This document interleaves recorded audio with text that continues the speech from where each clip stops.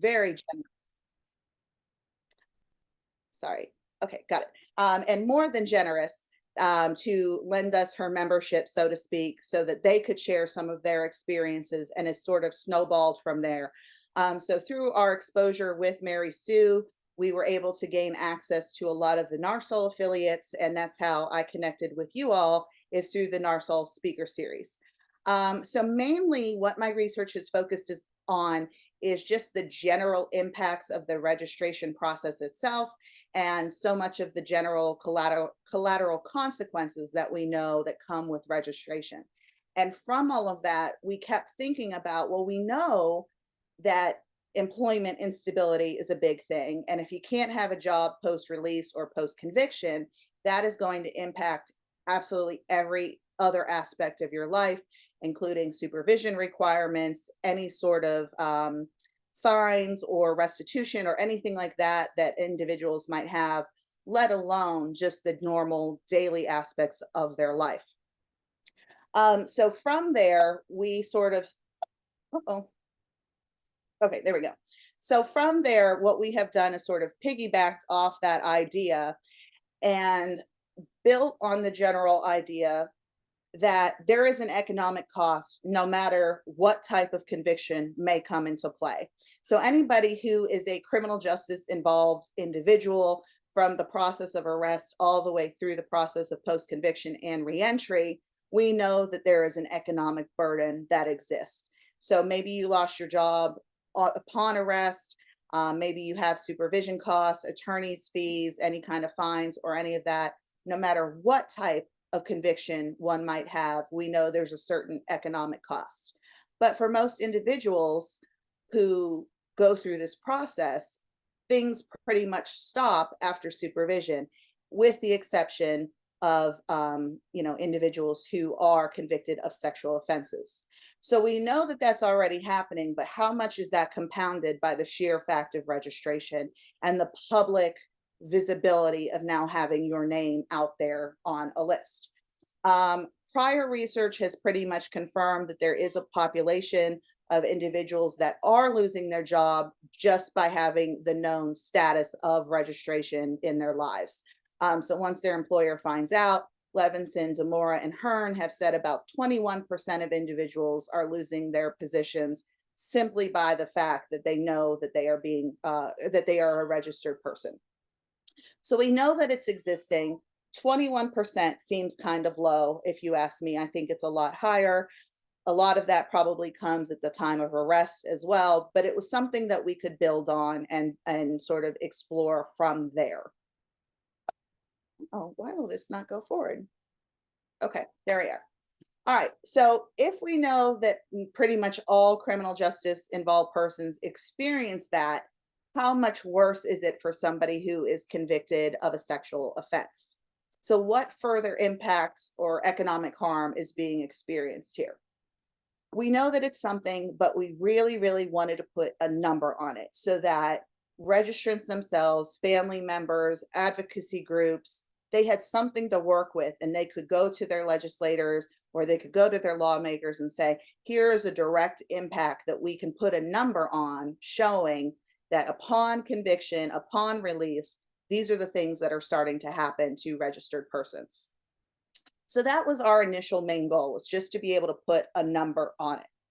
So in 2018, we began data collection first with Texas Voices.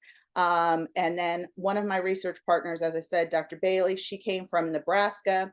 And I believe their group is called Nebraska Unafraid, I believe. And she did some work with them. So we had an inroad there as well. And through our connections with those two groups, we then got in with NARSOL, and the leadership board of NARSOL allowed us to send the survey invitation out to everybody in their listserv. So all active membership received an email if they were able to access the internet. Otherwise, we were able to send out paper copies to those individuals who had internet restrictions. And we pretty much relied on membership to help us out in this process. So we said, even though you might personally are receiving the email, if you know another registered person or if you know anybody else who would qualify for this. We even had some folks sending a paper copy of the survey to incarcerated members. So we were getting data back from all different points in time. So really this was it started out with the groups, but we allowed for this snowball sample to happen. And we were looking primarily for information from individuals who are currently registered. In the past, we have done things with family members specifically, but in this study, we wanted to ask the registered persons themselves about their experiences. So to do that, we basically relied on memory, which is not always perfect and it's a limitation, but it's the best thing that we could rely on. And we asked individuals to report their incomes, their total household income, at 3 different points. So how much money were you, a spouse, whoever in your household, how much were you making prior to your arrest or your conviction? And then the second point was immediately upon release or post-conviction. So whenever you started the reentry process, what was your income at that job at that time? Or if you were unemployed, 0. And then finally, we wanted to see currently what your income was. So at 3 points in time, before, immediately after, and currently, to see if there was a dip and an upswing or whatever it may be. So from that response, or from those participants, we ended up with about 1,000 people who took our survey. And what I want to do now is sort of share some of the results from that survey with you. One of the things that I will send to you all is the full paper. In the interest of time, I can't go through absolutely everything that we found, but I will send you that paper if you want to see everything that was included in all the data that we ended up analyzing. But tonight, I want to share some of the main highlights with you guys. Okay, so when we asked participants about their household income, that income could come from a variety of different sources. So whether that was from your personal employment and whatever paycheck you got from an employer or self-employment or whatever that may be, or any other sources of support. So do you have a spouse who is contributing? Are you living perhaps with your parents or a sibling or an adult child? Do you have roommates? Anybody else in the household that could provide some sort of income? And then whatever level of government assistance you might be getting, whether that is Social Security, disability, Medicare, Medicaid, whatever that may be. So we started there, and then taking into account that there was going to be a loss after the arrest and conviction. We knew that that was going to happen for probably a majority of our participants. Which is part of the reason why we did things at a 3-stage approach. We wanted to see where the loss was happening and from what sources that loss was coming from.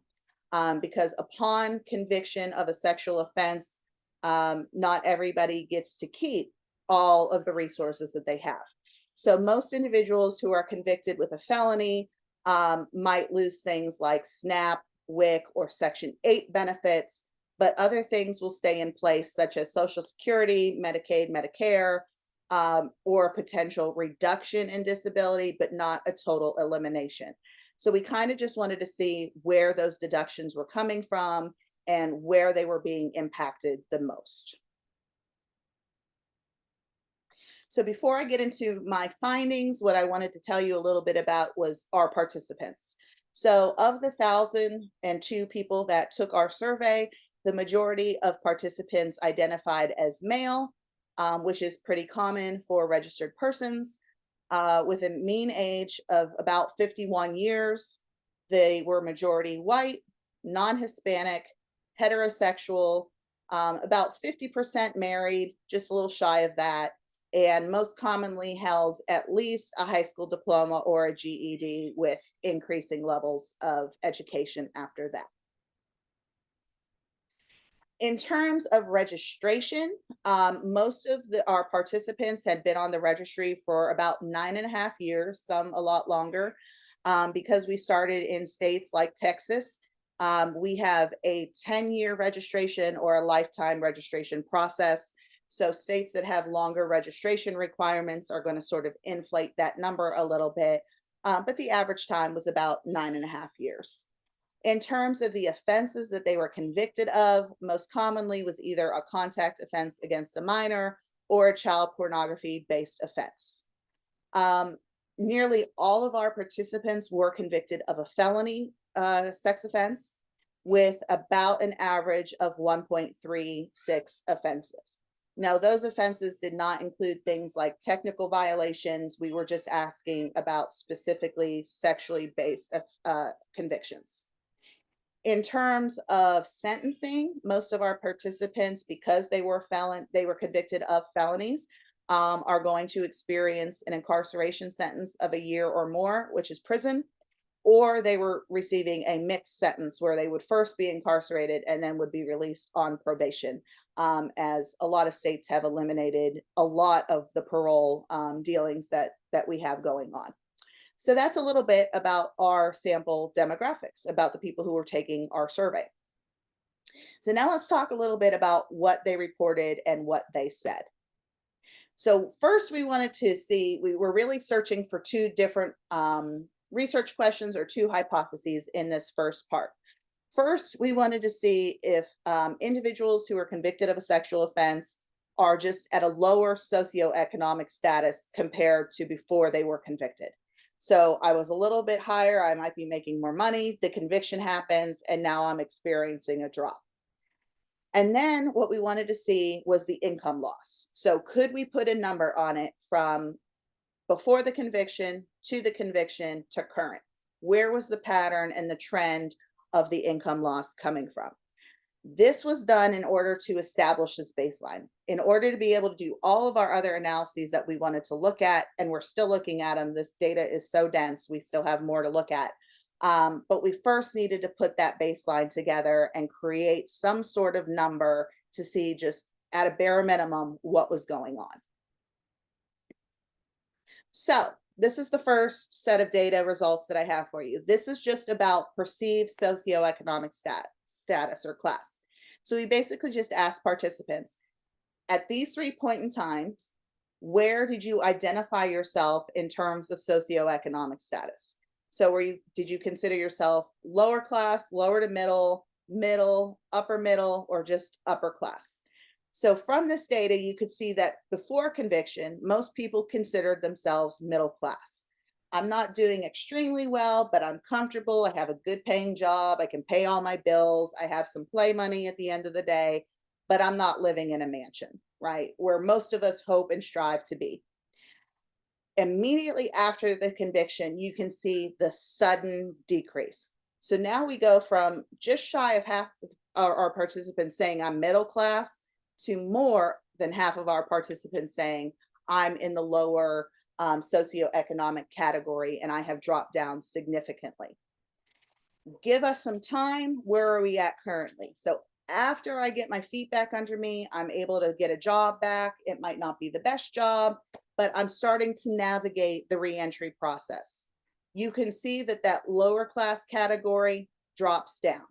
It's still not to where it was before the conviction at 6.9, but it drops 20-ish, 15 to 20-ish%, right? So we're seeing a rebound, or at least a self-perception of a rebound, or I'm starting to get it figured out a little bit. It's not how it was, not before the conviction, but it's a little bit better than when I was released or when this immediately happened.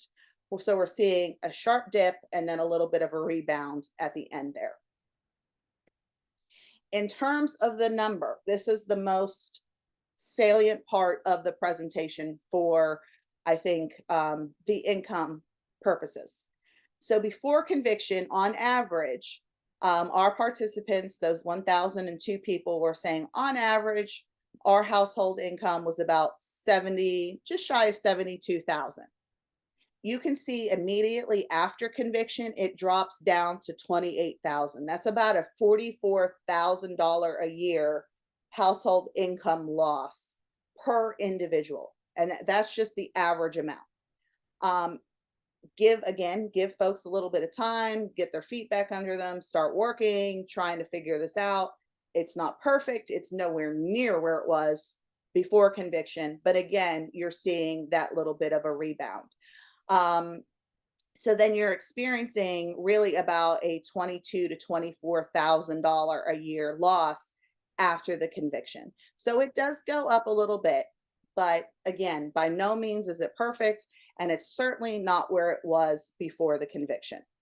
Okay, so we have that number that we can play with.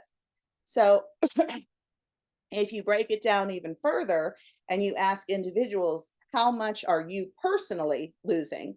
You will see that about 29% of our participants are saying that I'm still losing $55,000 worth of collective income or more a year. Now, I don't know about y'all, but if I had an extra $55,000 a year that I could play with, I could get a lot more done. And I can't even imagine what it would be like to have none of that, or to have such a drastic loss in combination with all of the other hoops that registration requires of people who are on the registry.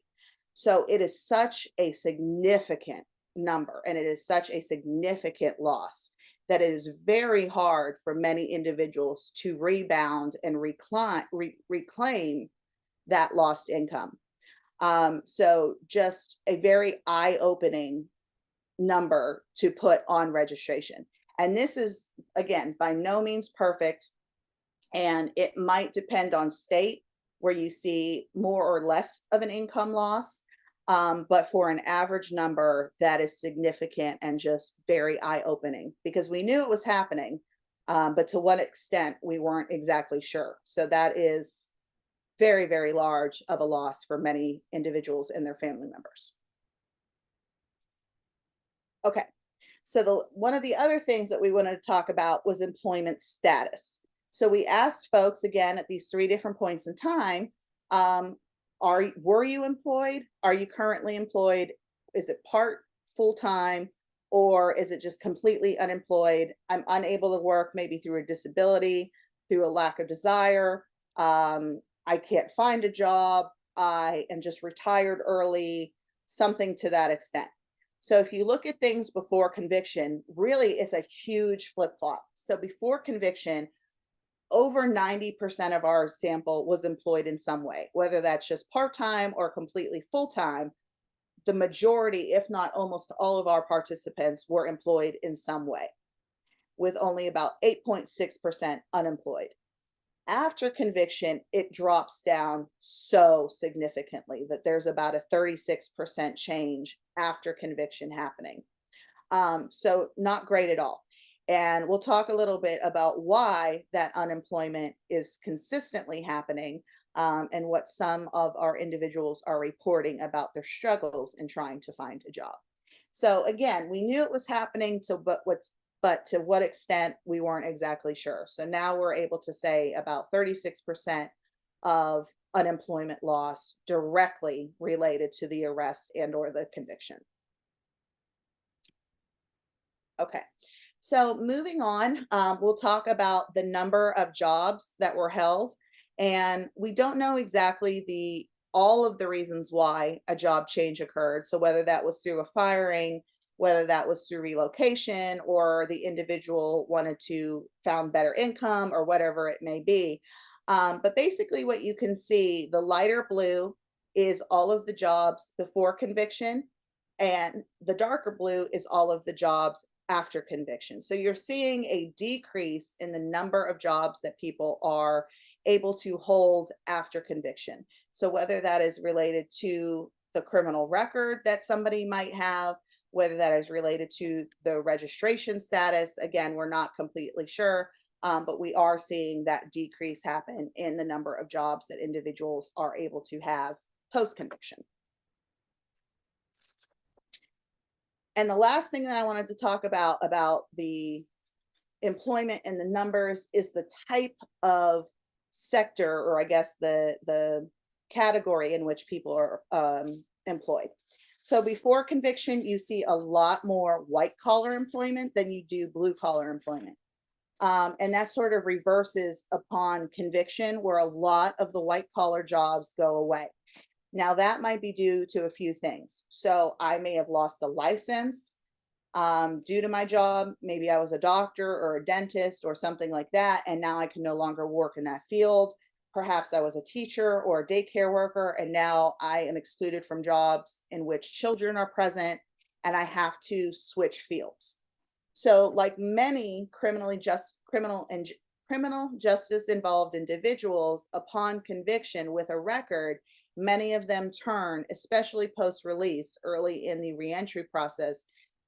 A lot of people will turn to jobs where maybe less questions are asked. I now am employed.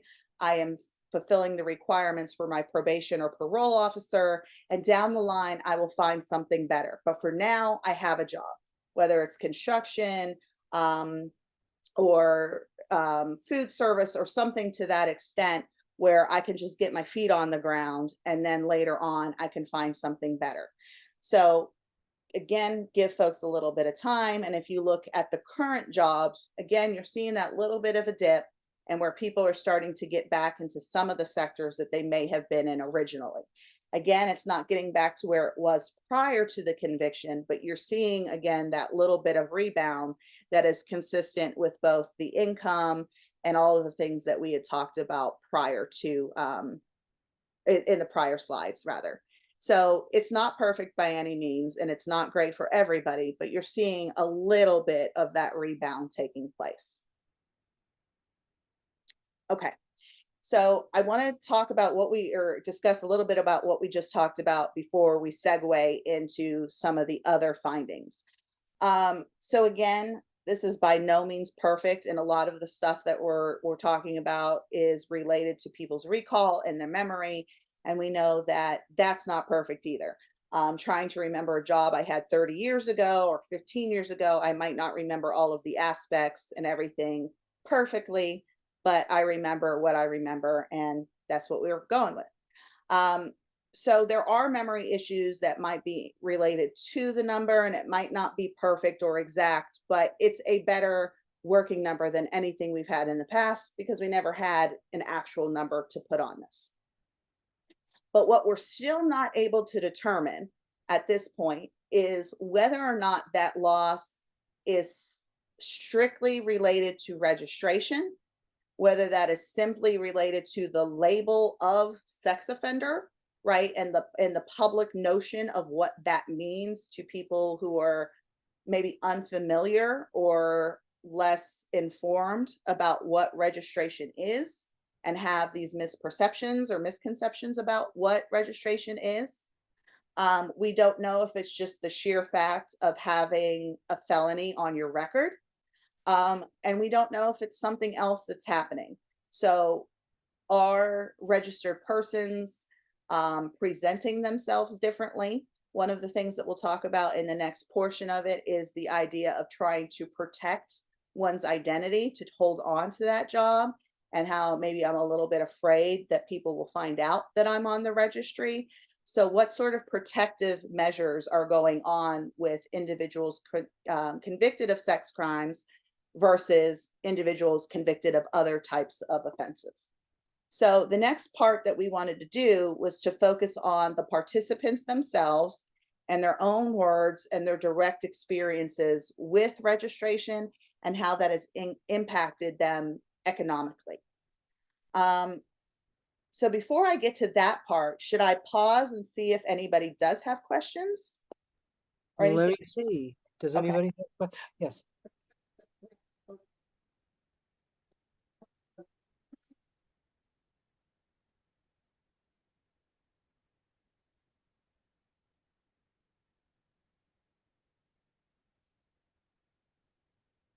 So the question is, in the two final categories from current release to now, or Mhm. not, sorry, from initial release to current, do you have an average or an idea of how long that time frame was for the people that participated? Um, so yes and no. We asked them about the total length of registration, like how long they have been on the registry so far, and the year in which their conviction took place. Off the top of my head, I don't know those two numbers, but they are in the full paper. So there's more analysis and everything in there that talks about the length of registration and how that impacts everything. So off the top of my head, I don't know that number, but yes, it does exist. So I can find it in the paper when I send it to you guys, and I'll highlight that section that will answer that question. So in the research, I had a question. So in the research you did, Yes. the reporting is all on the people who, the individuals on the registry. Did you come up with any data about how someone's registration status affected their spouse or partner? What I'm thinking about, do you see a higher rate of layoffs or firings among people who are partnered with people who are on the registry? Like when other people find out about it, it's like, Yes. So one of the things that we asked at those 3 points in time was your marital status or who you lived with, right? So who was in the household with you, and whether or not that changed after the arrest and the conviction or the potential release. So we did ask folks if their living situations had changed, if they then had to find other people to live with out of economic necessity, whether or not they would live with those people if they had any other alternatives, and whether or not their family members were still part of their lives.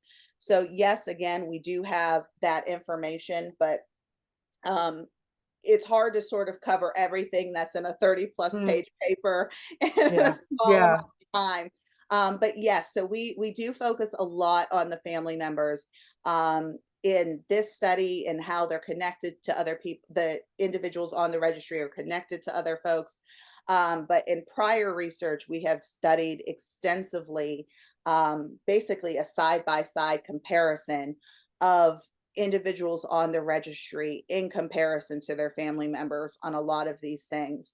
And what you basically end up with is um, almost like a vicarious stigma. So if I decide to stay with my spouse who is on the registry, or I stay with my family member, and people then find out that I am connected to this person, I start experiencing some of the same ramifications of registry that my loved one is similarly experiencing.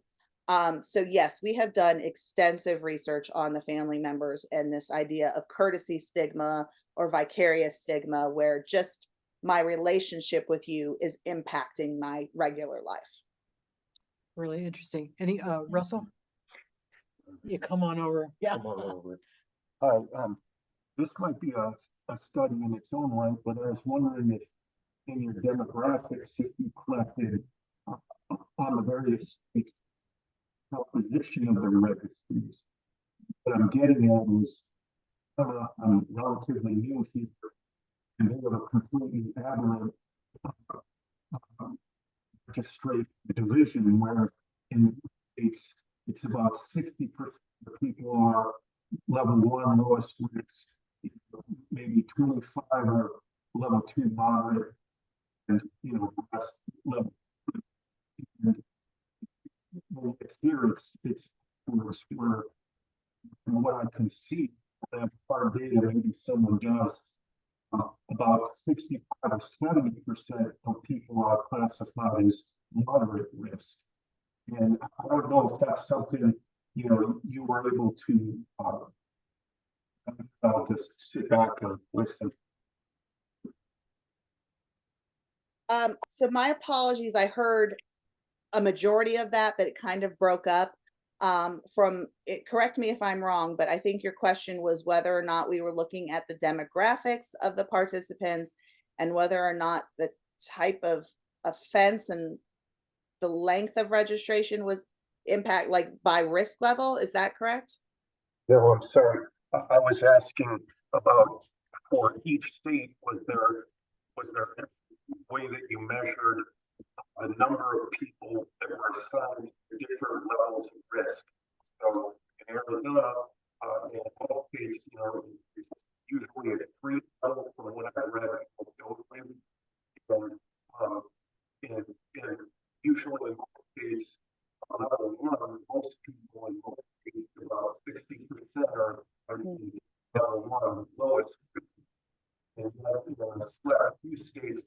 Arizona is the inverse, where the older people are kind of getting moderate risk.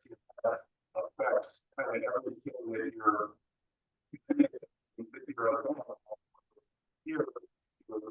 Probably moderate get pre-evaluated food cover. You know, anywhere you work, anywhere you school, anywhere you volunteer. So I was just curious. Yes. So, oh, I'm sorry. So one of the things that we did look at, we have looked at it by state, we've looked at it by region.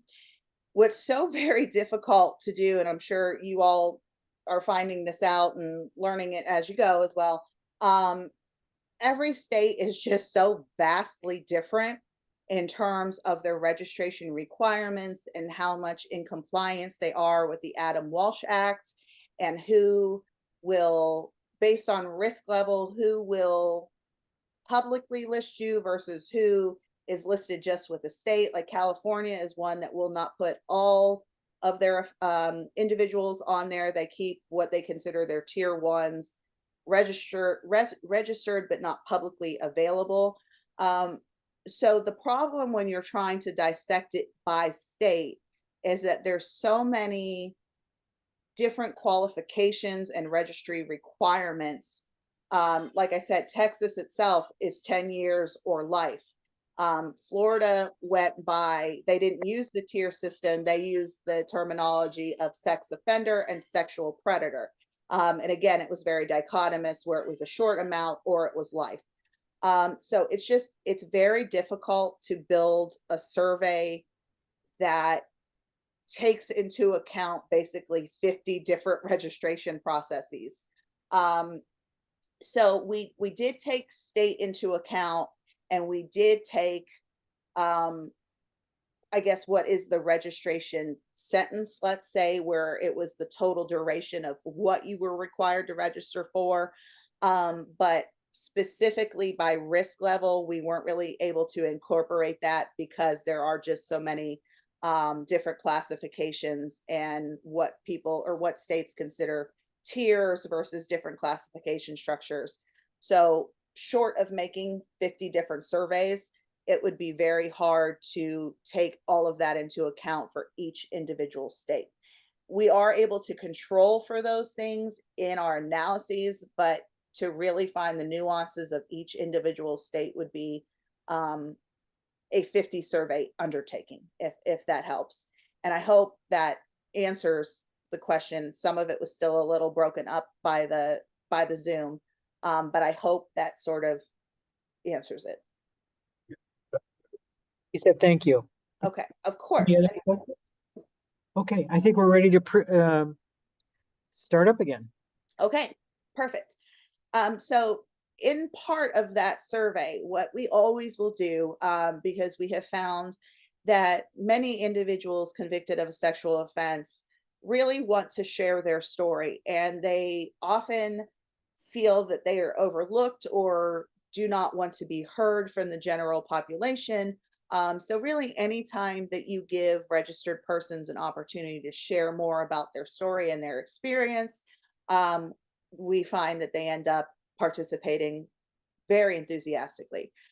So if you remember from the first part of the survey, 1,002 participants took the overall survey.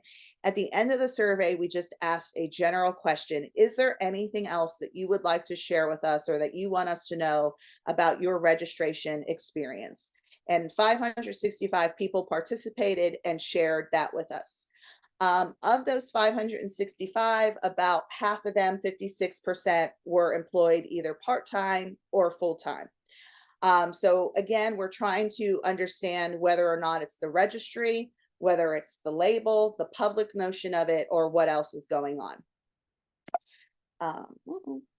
Okay, so from that question, we really drilled down what participants were saying, and we found that a lot of them were expressing not only economic concerns, but significant mental health concerns affiliated with registration and their life in this system. And we know that that already exists in prison settings where a lot of incarcerated persons have either a physical or mental health condition that they are leaving prison with and are sometimes being untreated in the community. Compound that with the stigmatization and the isolation that often comes with registration itself, and it creates this little firestorm, if you will, of just mental health issues. So in this field of mental health connected with criminal justice related issues, a new form of terminology has popped up in this field, and it is considered post-conviction traumatic stress. So everything that is compounded from the conviction, the registration process, having to navigate life on the registry while trying to rebuild my family, while trying to get a job, while trying to find a house, while trying to do all of this, it creates this mental health storm with this appropriate diagnosis, or appropriate term rather, of post-conviction traumatic stress. So we were seeing a ton of mental health issues within our sample. But this overarching theme is the idea that the system doesn't want us to succeed. We've been convicted, we've been placed on the registry, and there's no way that I'm going to be able to shed this label. This is what people see me as, and that's the only thing. I may have made a mistake on my worst day, and now for the rest of my life, this is the only thing that some individuals will ever associate with me. And from this notion of the system is not letting us succeed, we see a bunch of mental health issues pop up, and we also see some different ways in which people are navigating that system through the employment process. So in the notion, and I just want to share a few quotes with you all, because I think this is sometimes even more telling than the numbers, is the actual story and the words that folks are sharing with us. So the idea of stigmatization and isolation, one registered person, participant 285, said, "I was turned away from a brokerage firm because of my felony registrant status. The leprosy of registration bleeds into all aspects of my life. This happened 24 years ago. I'm still being considered this person, even though that's not who I am anymore." But I think just the phrasing of the leprosy of registration is so strong and so telling that it just explains that I'm now considered an outcast. I'm not, I'm irredeemable. I can't be brought back in. They don't want me to be brought back in. So just a strong level of defeat that even after 24 years, I'm still dealing with this. And that was pretty much a common theme for the 66 participants that express this idea. In some of the mental health aspects of it, there's strong levels of anxiety. My self-esteem is taking a hit.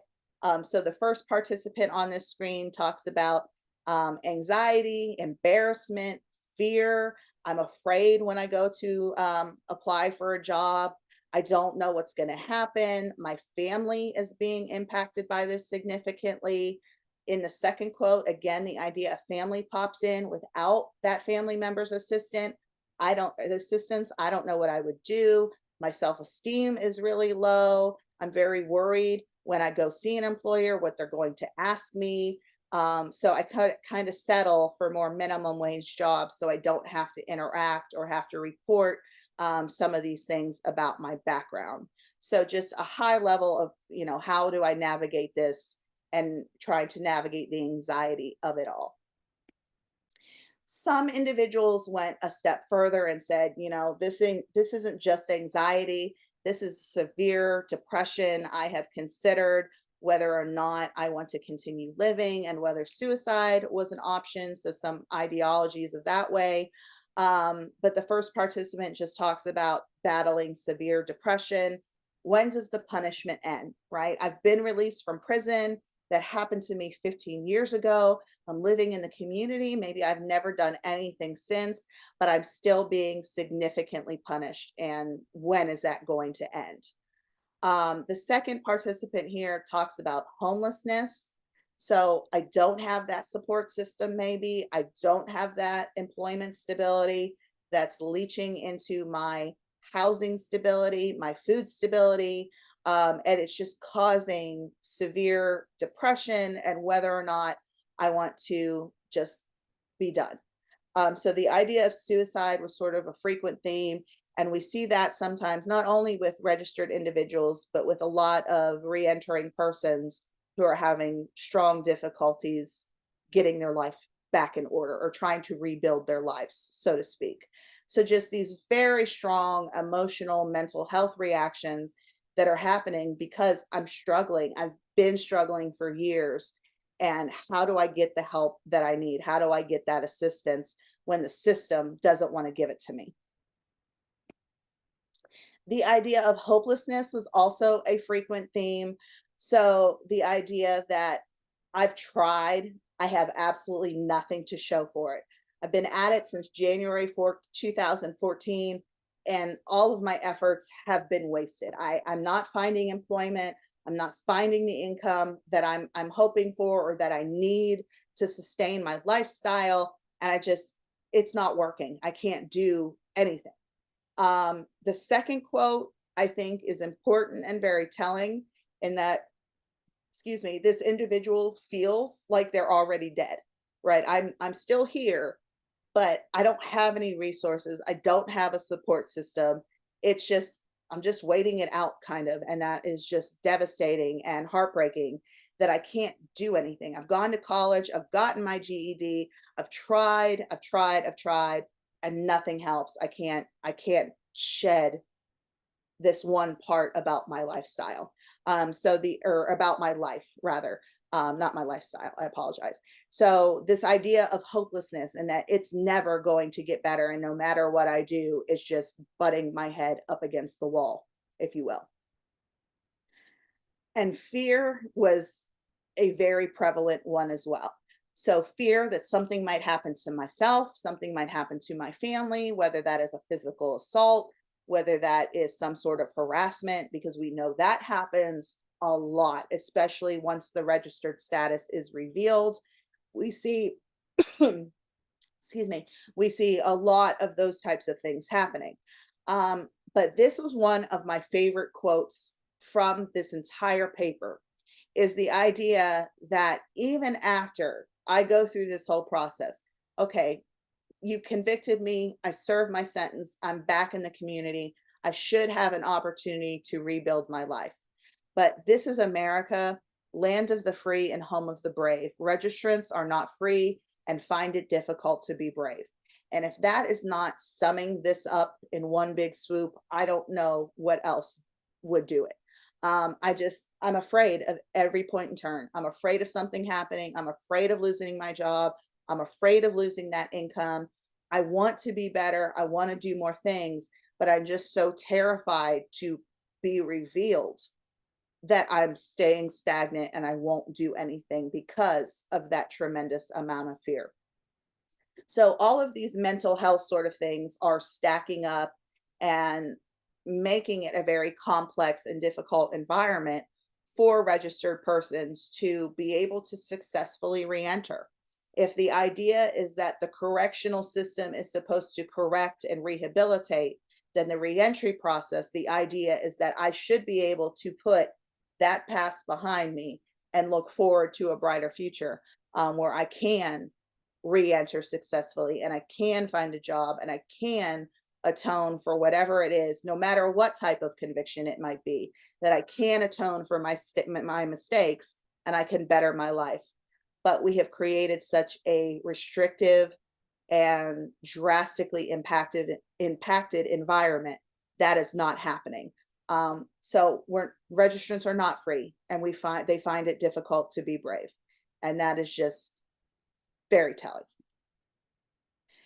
So if I have all these things going on, how do I then navigate the idea of my work life? Because I still need income. I still need to be able to eat. I still need to be able to pay my bills. If I'm on supervision, perhaps one of my, excuse me, my requirements is to be employed. So what are folks doing? Some are just giving up. Some are in a position where they can. Some are in a position where they can retire early or perhaps rely on Social Security or something like that. And this individual Pardon the profanity in it, but these are direct quotes. They basically have said, I haven't looked in a decade. I'm good. I'm staying home. I figured out how to live on the bare minimum. I can work to make this better for other people, and references the idea of anti-registry activism, which is, part of why we're here tonight. But I'm just going to focus on other things. I'm giving up on the idea of trying to fit into the system, and I will now sort of make this work for me. But the idea that the registry has made us unemployable. I will personally never work again. I'm not unemployed, I'm unemployable. And that's a big, strong difference. So this one sort of fits in this notion that I will just make it work for me because they're not helping it work. They're not helping it work for me. So I will just do what I can. Others have chosen to retire early.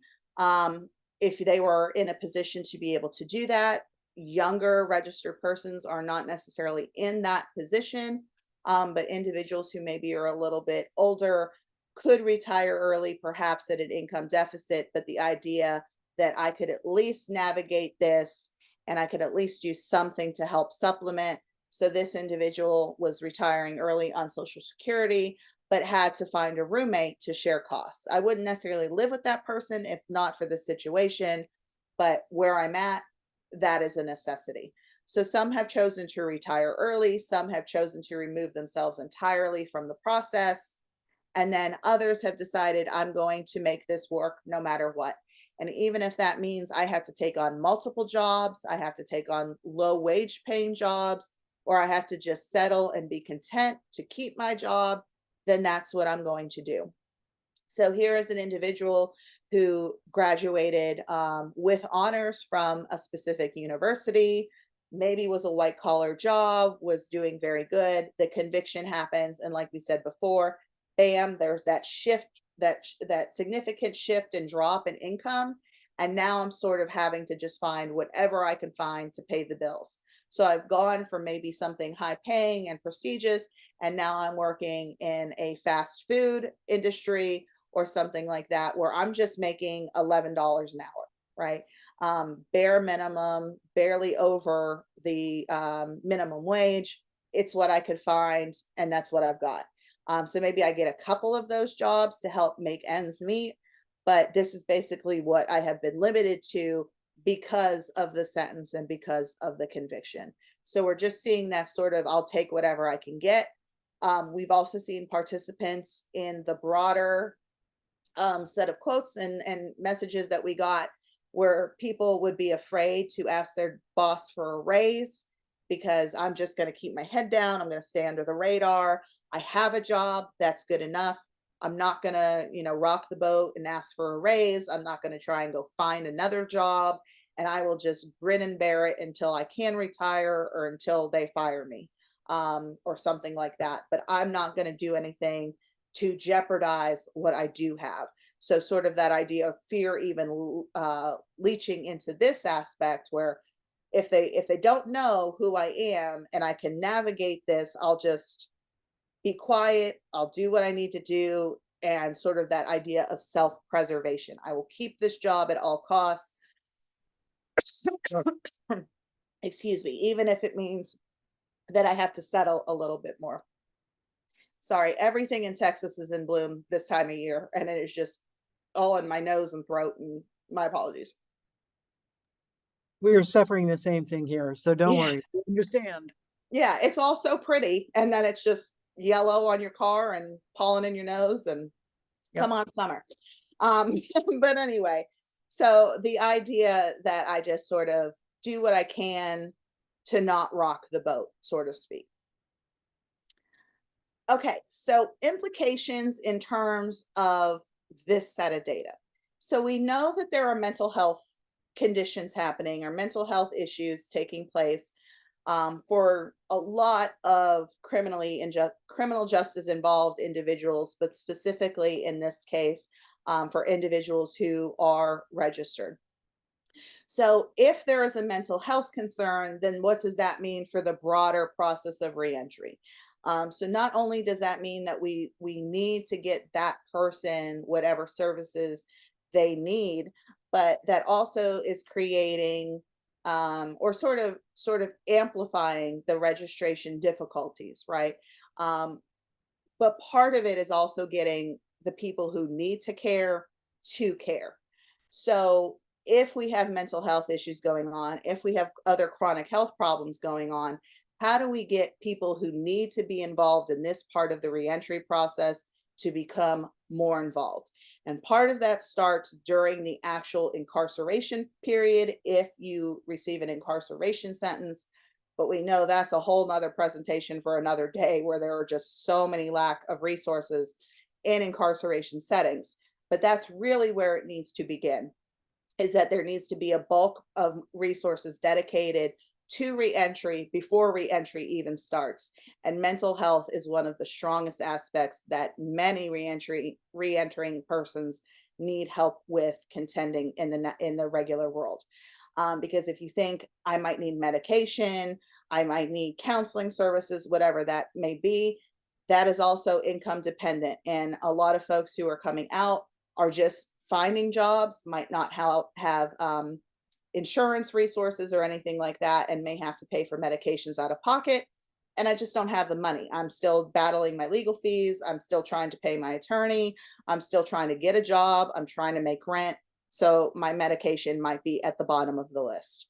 So the idea that these things need to start in an incarceration setting or before reentry begins is key. The other part of this that not all states have, there is a federal program, and some states are really picking up with this more, is the idea of fidelity bonding programs. And some states are sort of connecting that to the idea of ban the box. So Texas is not a ban the box state, but in states that have the ban the box policies, we're able to see that individuals are at least getting a foot in the door. If I can get to the interview process and I can explain to you what has occurred, we often see that people are more successful in getting the position if they have at least the ability to explain or to talk or get to the interview process. But you know, when you're on the job application and you have to check that felony conviction box, a lot of times your application is going into the circular file. So the idea that I could move past that and at least be able to get some time with you is a lot more helpful. And we see that there is some growing success in these states for many criminal justice involved persons, not just for registered individuals, but for many people who have a conviction on their record. That goes in part with the idea of fidelity bonding programs. So the idea that the employer could get additional insurance for any employees that are considered at risk. So no matter what conviction that might be, and individuals who are registered are eligible to be part of that fidelity bonding program as well. So basically it gives the employer some kind of cushion that if my employee goes and does something that they shouldn't be doing or commits another crime, I would have some sort of insurance backing me up so that I would be more willing to take a risk on these individuals who are trying to navigate the reentry process. So we've seen that is sort of, they're old programs. I mean, they're by no means a new idea, but the idea that they're starting to have a little bit of a resurgence and a revitalization is sort of encouraging. It's not happening everywhere, especially here in the South. Texas, again, is another state that is not as willing and eager to make these sort of supports. We do have the program, and exists, but it is vastly underused in Texas in comparison to other states. But the idea that it is starting to get a little bit of momentum and it shares this sister bond with this idea of ban the box is sort of very encouraging for all populations. And then finally, the idea of educational and vocational training programs. So one of the things, especially with registered persons, is that high levels of formal education don't really do or are not indicative of high levels of employment post-conviction. If anything, as we saw before, the idea of high-paying white-collar jobs are being removed from the loss of licensure, from the loss of certifications, and things like that. So having a graduate degree or having a college education in a specific nuanced area actually is related to a decrease in income. And we're seeing increases in income and employment status with more traditional vocational training programs. But again, these are things that years ago would have been happening in an incarceration sentence or in an incarceration setting rather.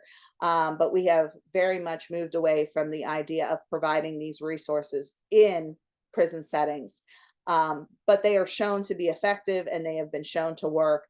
And specifically with registered populations, they are boosting the availability of jobs and income in comparison to more formalized education, which is actually a little bit of a hurt or a harmful thing, where you're not being able to just jump back into that same profession that you trained for. So these different things are sort of very helpful for anybody who is trying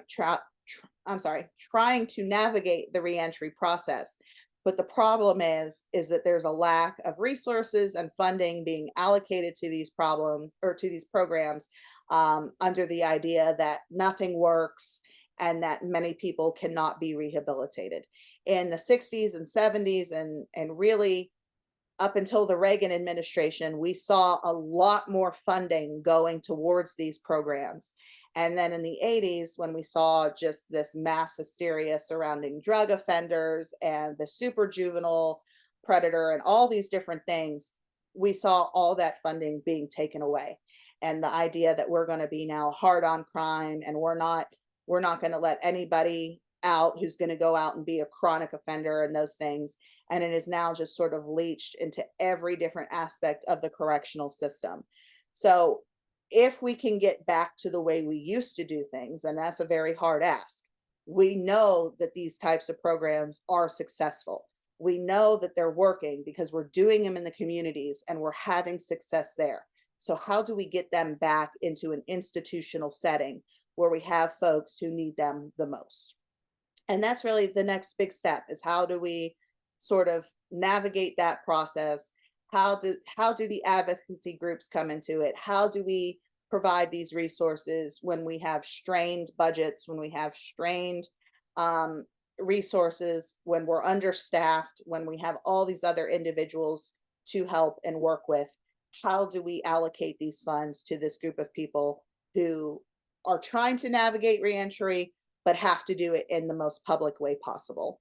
So that's sort of the next steps of this research. Okay, so that's sort of what I have in that regard. I have a few references. What I will do, I will send these slides to you. I will send both of the papers that I talked about in terms of the findings for you, and then any other technical reports and things we've drummed up from this research, I will send that all to you as well. But that's sort of what I have in terms of my findings. I know that's a lot of information all at once, but that was sort of the qualitative part. So I now open it up to any questions that anybody might have on this, on the first part, or just the research in general. Hi, Dr. Wooldridge. This is Denise. Yeah. My question might be a little bit different. Okay. Did doing this study have an impact on you?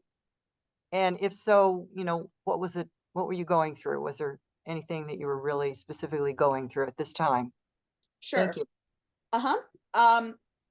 So this was any time that we do research with registered populations or with the family members, it is always difficult to hear the stories. It is always difficult to hear the struggles. When we started collecting this in 2018, the first thing that we did was we started collecting with Texas Voices, and every year they have, or every other year when it, in Texas, our legislative session is on every odd year. So on every even year, Mary Sue then hosts a in-state conference for her membership. And so we started this in 2018, and we went and we talked to a lot of the family members and the registered persons at this conference. And it just, to keep hearing these stories And I understand that, you know, a conviction has occurred, but once I have been released, why do I not have the same opportunity to rebuild my life that other individuals do, right? So I could kill a person and I could come out in better footing than someone who has been convicted of a sexual offense. So when you hear these stories and you hear the struggles and how I can't be around my children anymore and I have to live in a different house, or I've had to give up everything, or my family has abandoned me, or whatever it may be, um, there's a large emotional component that is attached to this type of research, because you're hearing people's stories and you're hearing people's lives. And you know, I did something on the worst day of my life and I made the worst mistake and I have lost absolutely everything for it. And I just will, you know, if I could do it all over again, none of this would have occurred, you know. And it's very heartbreaking to hear the struggles and everything that people are going through. It's even harder to hear it from the family members, specifically because we know on average, people who are incarcerated, they have family connections up to about 3 years, and then those family connections seem to die away. So when you have a group of family members who are toughing it out, so to speak, or I will not abandon my family member, or this is my spouse and I am committed to that person, but then I am also going through this and I have not been the one to be convicted. That sometimes is even harder to hear because there's such determination from those family members that I am going, you know, I am going to stick it out with my loved one. I don't agree with what happened, but I am going to help that person on the back end of it get back into the community, get back into the house, get back into employment, whatever it may be. It's just, you admire the strength and the dedication, but it is also such a hard process to navigate that you can't help but be sympathetic to it and what they're going through. Um, so in my own personal life at the time, I mean, I don't know that there was anything really happening at that point. Personally, you know, since I've had a child and since I've been married and things, I do view it a little bit differently, but a lot of these registration laws and these policies have been put into place through an emotional state or an emotional reaction. Something large has happened and now we are responding to that, rather than putting policies in place that are rational, empirical, data-based, and are produced in a clear state of mind. So what will be interesting in this next legislative session, I don't know if you all have, if the news made it to Arizona, but in the East Texas area about a month ago, a young girl was kidnapped and murdered by a registered person. The family was friends with this person. They knew who he was. He was living on their property, and then he did commit another offense, and he ended up killing the young girl. So it will be then very interesting in this next legislative session to see what Texas will do in response. So just really the emotional part that is connected to every single nuance of this registry, whether it is from a political standpoint, from the registered person standpoint, from the family members, from victim advocacy groups, no matter what it is coming from, or no matter who it's coming from, rather, there is just such a strong emotional component to all of this that, like, it's difficult to hear all of this, you know, from all sides of it. It's a emotionally taxing sort of process, but you want to support the cause and you want to support, you know, rational reform, in that sense. So I hope that sort of answers. Yes, thank you. Yes, ma'am. Hi, thank you for the presentation. My question is, do you do these similar presentations out into the general public? And if so, what type of reception do you get? Yes. So we do these types of presentations for all different audiences. We have routinely done them for membership like yourselves. And that's sort of part of why we do it, to be able to provide you guys with some of these statistics and some of these findings so that you can use it in whatever realm you need.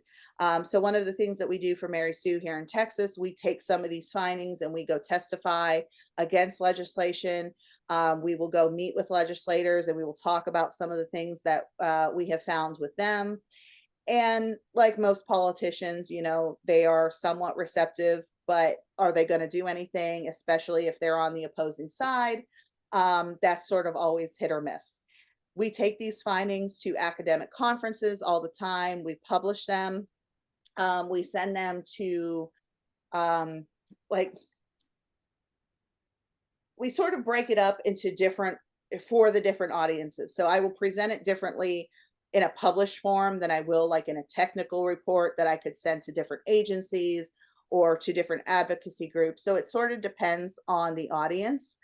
From the different conferences and things that I go to, we get a very strong reception. There is a large group of registry researchers who look at all different dynamics of this. And we've even had working groups on our own where these scholars just simply focus on these issues. But there's a large receptive audience in that way. I would say the least receptive to this is probably the politicians and the people who are on the opposing side. Like for instance, next week, I am actually going to go record an episode of a podcast with a defense attorney who he does all these sorts of episodes of bail reform, and it's widely received among prosecutors, different defense attorneys, different legal actors in that way. So just trying to get it to different formats is really the easy and hard part about it. People will listen, but whether or not they're sympathetic and willing to do something about it is a different thing. So it really just depends on your audience. If I'm going to testify down in Austin, I know I'm going to get a very chilly response. I'm going to face animosity. I'm going to face a, what are you doing? What are you wasting your time on this for sort of response? But that doesn't mean we're not going to still keep trying. And we're going to, one day, hopefully we'll find the right audience that's going to say, okay, like this is what we got to do about it. Well, I will say for myself, this is Deborah again. Yes. I appreciate your having these conversations with people, you know, because this is a hard conversation. Mm-hmm. And a lot of people are not receptive. And I really appreciate that you are taking science and fact as opposed to the emotional stuff that we face all the time with this. Mm-hmm. So Yeah. much appreciated. Of course. And I mean, from the emotional side, you get it, right? If this was your child, if this was your loved one, no matter what type of something happened to them, the natural response or the natural instinct is that I want justice, I want revenge, I want whatever, right? But the idea of criminal justice reform, the idea of criminal justice policy making is that it's not supposed to come from that emotional response. That's why we don't create things in the heat of the moment that we can't walk back, or that won't be broken up upon appeal in the court system or something. But it seems like with this arena of policymaking, more than anything else, there is such that strong emotional component. And especially when a child is involved, you see that name slapped on something real fast. So Jacob Wetterling and Megan's Law. And in Florida, we had Jessica's Law, Adam Walsh, you know, all these different things, Pam Lyncher. And not to say that the things that happened to them were not significant and heartbreaking and traumatic and devastating, but for 30 plus years, we've been operating under the system that if we keep punishing and we keep registering, it's going to work. It's going to work, but it's not happening, right? Because most registered persons are not going back out and committing subsequent sexual offenses.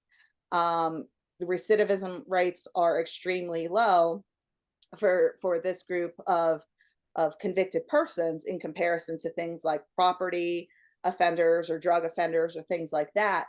But there's such a high misconception that as soon as you let this person out of prison, they're just going to go out and they're going to do it again and again and again and again. And that is extreme and that does happen, but that is not the norm. Dr. Wooldridge, is there a registry researcher in Arizona?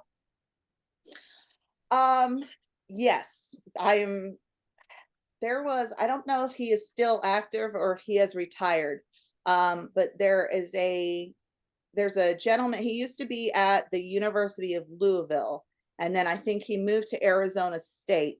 But Richard Tewksbury, he is one of the most famous researchers in this field.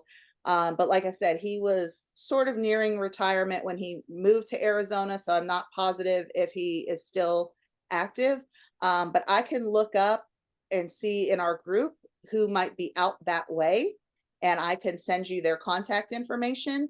But yeah, there's tons of scholars all over the country that study this issue. There's a lot here in Texas. There's a ton in Florida. As you can imagine, that's just a hot ground for everything that goes on. It's always Florida, um, no matter what it is. But yeah, there's tons of people all over the country that do this. And like I said, we sort of meet annually at different conferences and we share our research. And it's sort of our opportunity to powwow and what are you doing? What can I help you with? What can we link up with? So yeah, I can definitely, in my email, I can find some names and I can send them to you as well. Okay, that would be great. Thank you. Of Any course. other questions? What's that? No, but we have many thanks for you here from here. So Okay. really appreciate, no more questions for sure? None? Okay. Well, we really appreciate your time and hope your baby gets well pretty quick. Thank And you. so I did have one more question. So 1,002 respondents, it sounds like you have a wealth of information and are you still plowing through that data and you'll continue releasing more information or? Yes, absolutely. So we predicted that when we set up the survey and the study, we were hopeful that we would get about 4 to 6 papers of it. And 2018, we collected it. And then of course, COVID hit and my research partners and I were all homeschooling and trying to navigate what life was like during that. So we've been trying to get steadily back into it with all of our other things going on. But right now, one of the things that we're looking at in terms of the economic impact is the role of parenthood. So whether or not you have children, whether you live with those children, whether you have access to your children, or if you, I guess, have to live apart from them, whether that's custodial reasons or residency restriction reasons. But like, where is the money going if you also have children involved in this process? So our next project is looking primarily at parents, really specifically looking at fathers, just from the sheer number of men in our study. So what does it mean to be a father who is registered? We are also in that study. There's a lot of things that I didn't go over here tonight, but we have some different scales that talk about mental health issues among this population, different techniques that you might use during the application process, how you present yourself during interviews. And we also have collected about 700 resumes from registered persons. So we're trying to examine how do you account for gaps in your in your resume if you were incarcerated, perhaps? Some people are just open and honest and they say, I was incarcerated from this time to this time, but during those times I learned these skills or I worked in the law library or whatever it may be. So we still have a ton that we are navigating through. But like I said, our next step is to examine the role of fatherhood as it pertains to the registry. And one of my research partners is in the process of analyzing that data, and I'm in the process of starting to write up some of the manuscripts. So we are hopeful that that one will be out by the end of the year in print. So we're steadily getting there. It takes time. Indeed. Well, we appreciate all the work that you're doing. That's very exciting. So at the NARSOL convention, I think in 2020 or 2021, Mhm. they had some men from Chicago Okay. speaking. You know, it was the, what do they call it, the Chicago 500 or something? Oh, yes, yes. Okay, I gotcha. Yeah. So are any of those men in your study? Because their stories were just heartbreaking. So I would not be able to tell you that specifically, Hmm. because we de-identify the data and we don't Ah, ask you for names or anything. If you share your name, like some of the participants would share it in the qualitative part where they would type in, and we would just redact any identifying information because we don't want to cause any sort of harm to any of our participants. So right. I would not be able to tell you anything more than X number of people live in Illinois. And Mm, that's about as specific as I could get for you. yeah. Well, their stories were really heartbreaking. It Hmm. was terrifying, actually. So, There is one of the conferences that we go to. I'm not attending this year. It's in November in California, and I'm just not a West Coast travel fan. But one of the things they do, we have this conference called the American Society of Criminology, and it's our massive one where people who study everything CJ related, they converge. And one of the most like one of my most favorite things to do is attend these panels called convict criminology.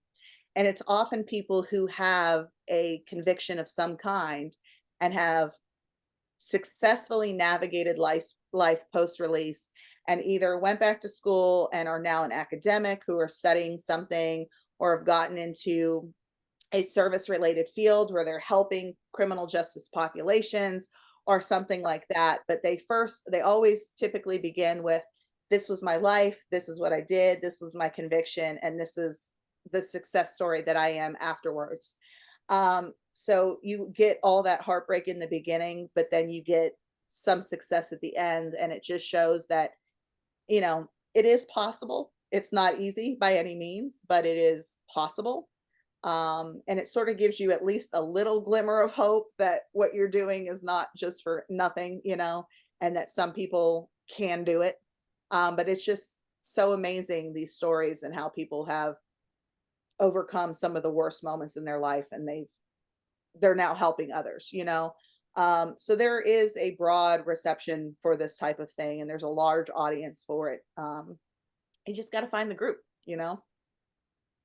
well, that's good. We'll end on a positive note. I feel Yes. good about that. Again, After all the doom and gloom. I know. Well, it's pretty dark numbers out there. Oh my. Yeah, But very grateful for your time and that you're going to allow us to share. We're going to be sharing the recording with the group in Phoenix. Everybody that attends these meetings is vetted, so that's fine. they're No very problem at excited. all.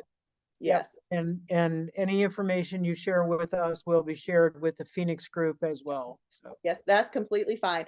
I probably won't send it tonight because, like I no, said, don't worry. yeah, but tomorrow when I get to work, or actually I'll be working from home because she won't be able to go to daycare, but I will send it in the morning. And I will send all those documents to you. And if there's anything else you guys can think of, or any questions you might have afterward, please send them to me in an email, and I will be happy to respond. And I will send you as much as I can give you.